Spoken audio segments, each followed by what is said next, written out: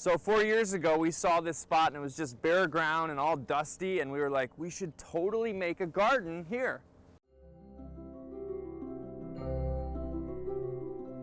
And someone, actually I remember it was Karen Rodriguez, she called me and was like, I've talked to these people at Beyond Baroque and they have this, this poetry center. And he said, would Beyond Baroque be interested in having someone from the community come in and really turn this into a community garden, turn it into a space to educate people about soil health. Ready? And stick.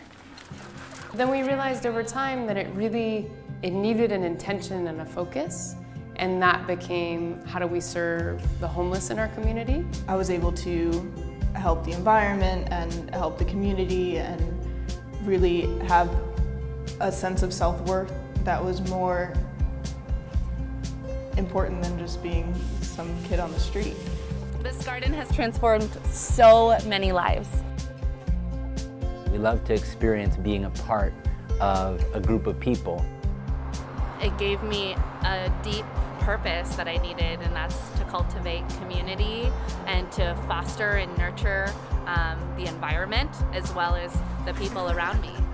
It was a little bit tricky at the time. Kiss the Ground was digging and they hit a water line and there's water gushing everywhere. Everything from irritating a person coming across the wrong way, or leaving something out, or not putting things back the way they should be. So if we were to do it over again, I would spend more time really understanding what as a community wanted to happen in this space and then building from there. And similarly to how we're always changing, it's always changing. And now we're transitioning the garden program to Safe Place for Youth, S.P.Y.